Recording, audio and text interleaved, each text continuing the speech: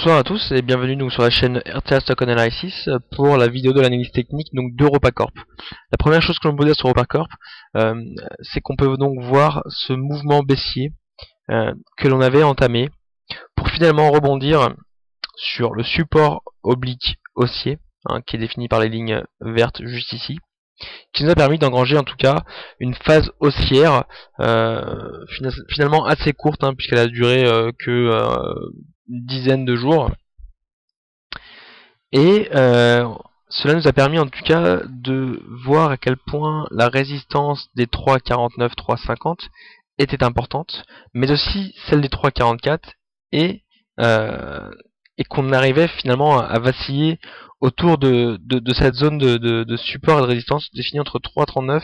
et 3,49, ce qui est extrêmement minime, mais comme on peut voir ici, on a bien des plus hauts sur cette résistance là, et des plus bas autour donc des 3,44 et des 3,39. Alors là, la courbe de Fibonacci, les retracements de Fibonacci, nous permettent d'évaluer les certains seuils et donc d'évaluer les potentiels de hausse et de baisse. Alors comme on peut voir donc à partir du mouvement haussier qu'on a débuté à partir du 26 avril, on est venu casser donc les premiers retracements 23,60% qui correspondent aux 3,16€, puis on est venu directement casser les 3,44 qui représentent la phase assez symbolique des 38,20, qui est généralement caractérisée par un pullback que l'on peut voir finalement ici, qui a été plus long que prévu, puisqu'on est resté autour donc de cette ligne de Fibonacci que l'on peut voir là des 38,20 à 3,44, et on est venu consolider en dessous, chercher la ligne des 3,44 pendant plusieurs jours, avant finalement de la casser assez récemment, il y a de ça 2 séances, qui nous a permis en tout cas aussi de casser la résistance des 3,49, qui était la prochaine résistance, et même de venir chercher des plus hauts aux alentours du retracement des Fibonacci des 50%, aux alentours des 3,67,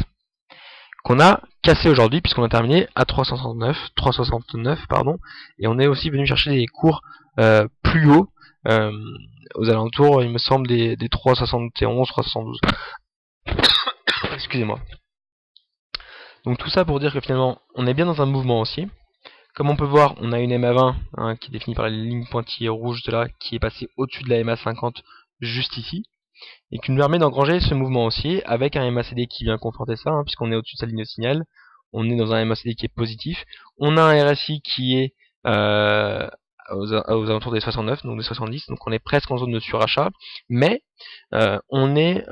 aux abords de l'annonce des résultats. Ce qui voudrait dire que si les résultats sont bons et on a une bonne anticipation du marché, les indicateurs techniques, qu'ils soient en surachat ou pas, ne seraient pas solides dans la mesure où l'annonce des résultats et l'interprétation du marché est toujours plus forte que l'analyse technique par les indicateurs et par le graphique.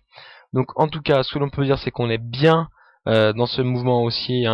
qui a débuté maintenant il y a quelques temps, puisque si on va même en amont, on peut voir qu'on est depuis le 8 avril dans ce mouvement haussier qui a été certes assez lent et qui a aussi aux abords des 3,39 et des 3,44. On est venu casser tout cela pour maintenant venir chercher donc et casser la résistance des 3,67 définie par les retracements de Fibonacci aux 50%, et donc on pourrait estimer venir chercher donc les 3,89 qui représentent donc la prochaine seuil du retracement des Fibonacci, avec peut-être comme objectif la résistance au 4,63 qui était le seuil le plus haut que l'on a atteint le 7 février 2013. Donc voilà pour EuropaCorp. En tout cas, on attend les résultats avec impatience, et l'interprétation du marché ainsi que les résultats nous donneront peut-être raison sur ce mouvement haussier, et on viendrait chercher donc des nouvelles résistances, la prochaine étant le seuil des 3,89, 3,91, défini par les retracements de Fibonacci, puis venir vraiment chercher avec l'objectif des 4,63 si les résultats sont bons et viennent confirmer la dynamique en cours. En tout cas, on peut juste faire une petite parenthèse sur les volumes qui sont en augmentation avant l'annonce des résultats, ce qui est bon signe, puisqu'on a donc un regain d'appétit sur EuropaCorp, puisque l'on peut voir donc ici les différences de volume. On a eu donc sur le seuil des 3,39, 3,44 des volumes en baisse par rapport à ce qu'on a pu connaître juste avant. Donc voilà pour EuropaCorp.